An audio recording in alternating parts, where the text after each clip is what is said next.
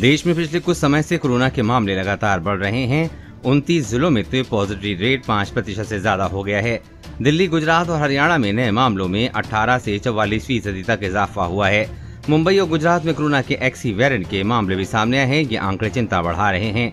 इससे देश में कोरोना की चौथी लहर की आशंका भी जताई जा रही है। ऐसे में सवाल उठता है कि जब कुछ दिन पहले ही देश में तीसरी लहर खत्म हुई है तो संक्रमण के मामले फिर क्यों बढ़ने लगे हैं? क्या ये किसी नई लहर के संकेत हैं?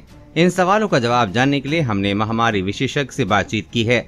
स्वास्थ्य नीति विशेषज्ञ और कोविड एक्सपर्ट डॉक्टर अंशुमान कहते हैं कि इस मौसम में वायरल, टाइफाइड और पानी जनित बीमारियों के मामले बढ़ जाते हैं। तेज गर्मियों में डिहाइड्रेशन और डायरिया के केस भी बढ़ते हैं। इन सभी समस्याओं में बुखार भी हो जाता है। अब बुखार होने पर लोग कोविड टेस्ट कराते हैं और डॉक्टर भी पहले कोरोना टेस्ट ही करते हैं। ऐसे में कुछ लोग कोरोना पॉजिटिव मिल जाते हैं। चूँकि वायरस हमेशा हमारे बीच ही मौजूद रहता है, इसलिए जब लोग कोरोना टेस्ट कराते हैं तो उनमें कुछ पॉजिटिव भी मिल जाते हैं। हम ये कह सकते हैं कि ये केस आकस्मिक रूप से बढ़ रहे हैं, यानी किसी दूसरी बीमारियों के बढ़ने की वजह से कोविड जांच हो रही है, जिस वजह से संक्रमण के मामले बढ़ते दिख रहे हैं। हालांकि इसमें चिंता नहीं करनी चाहिए, क्योंकि हमारा देश कोरोना के एंडेमिक स्टेज में है। ऐसी स्थिति में वायरस के मामलों में उतार चढ़ाव ही रहता है। एक्सी वेरिएंट की दस्तक से बढ़े हैं मामले।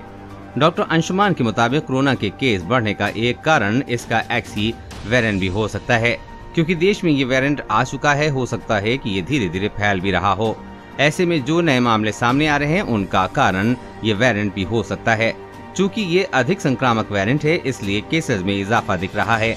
लेकिन इसमें चिंता की कोई बात नहीं है। ये वेरिएंट अगर तेजी से फैला भी तो इससे खतरा नहीं होगा, क्योंकि ये ओमिक्रॉन का हिस्सा वेरिएंट है। भारत में तीसरी लहर में ओमिक्रॉन फैल चुका था।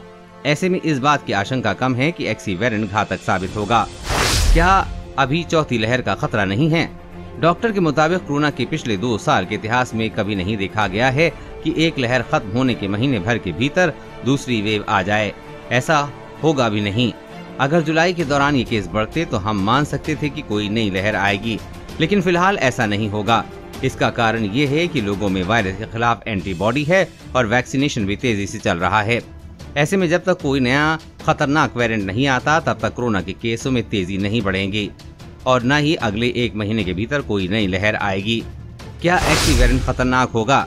डॉक्टर अंशुमान का कहना है कि कोरोना के एक्सी वेरिएंट की वजह से चौथी लहर की आशंका जताई जा रही है, जबकि ऐसा नहीं होना चाहिए, क्योंकि एक्सी वेरिएंट ओमिक्रॉन का ही एक हाइब्रिड वेरिएंट है।